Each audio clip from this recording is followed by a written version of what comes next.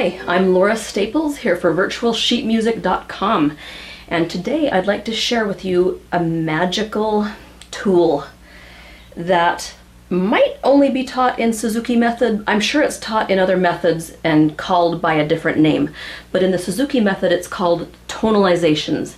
And whether you're a fan of the Suzuki method or not, don't prejudge this exercise because it's powerful.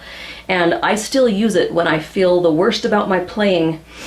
I'll whip out the tonalizations and it just seems to repair everything that's gone wrong. Okay, so tonalizations basically were Suzuki's tool for teaching students to play with a beautiful tone. It's about learning to recognize and feel and reproduce the beautiful tone that we hear the masters playing. And it has a second benefit, and that is it utilizes the ringy notes on our violin, namely the ones that ring with our open strings. So this exercise has lots of G's, D's, A's, and E's in it. And that really improves our intonation, because if you can latch on to those ringy notes, it's kind of like having little frets or little tapes on your violin, even though if you don't have any tapes. So it's kind of a little crutch. Even in third position, even in fourth or fifth position, you can find ringy notes everywhere on your violin, and it helps you to not drift. We all know what it's like when you're playing a scale high up in fourth position and we come down to the bottom of the scale and we started in C, but we're now in B.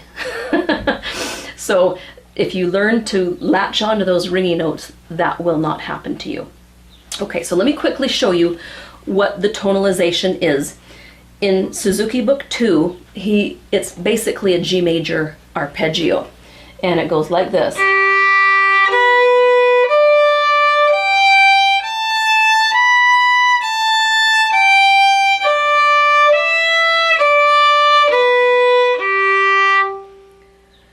Okay, and then a little bit later, Suzuki has you play that same fingering down a fifth, so then it's a C major arpeggio. You just move it over a string.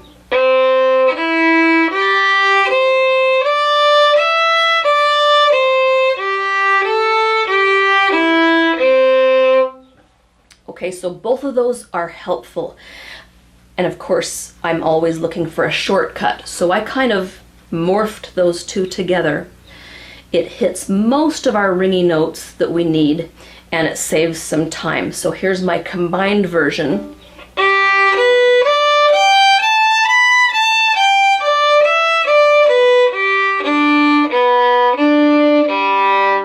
It gives you lots of fourth finger work.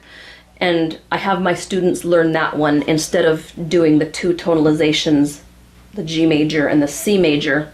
I have them do the hybrid tonalization. Okay, now let's talk about the ringy notes. Everyone can hear it, but not everyone pays attention. Listen to this note. Do you hear that resonance after? That is not my D string. I'm playing on the D string, but that's a different string vibrating. It's my G string. Because I'm playing the note G, and my G string is talking back to this fingered G. Now listen to this.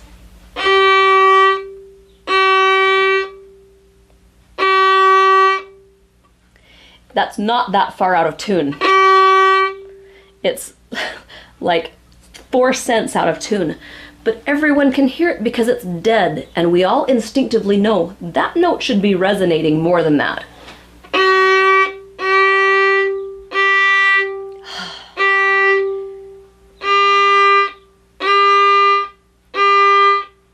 It's hideous when you're really paying attention. Okay, so ringy threes. Those are our ringiest notes on the violin. And then of course our fourth fingers should sound identical to our open strings by the same name. So those are really ringy notes. And then you've got a few others. You've got first finger A, That makes my A string and my E string talk. And then this first finger E.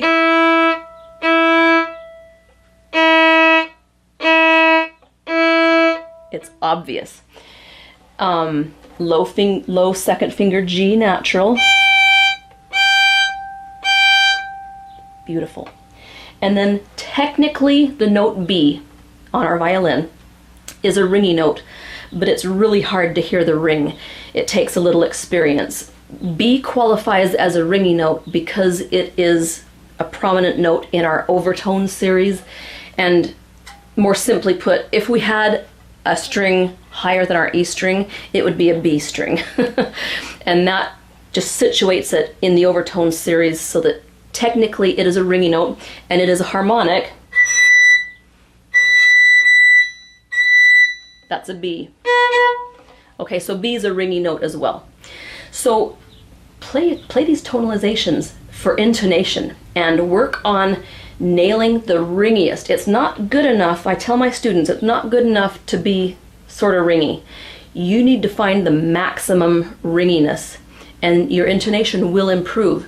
So I tell my students, give yourself 4 tries at first.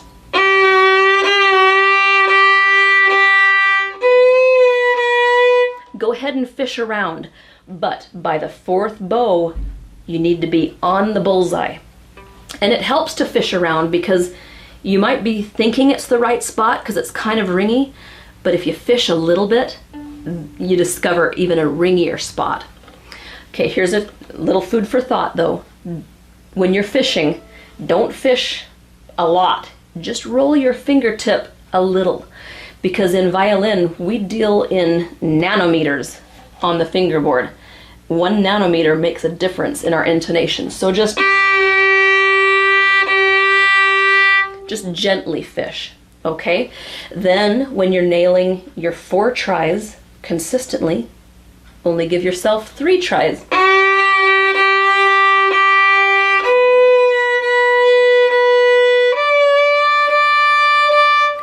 And so on, then 2 tries. And finally, the beautiful tonalization where you are nailing it on the first try every time. I hope that the concept of tonalizations will serve you well, like they have served me. And that's it for this video. Thanks for watching, and I'll see you next time.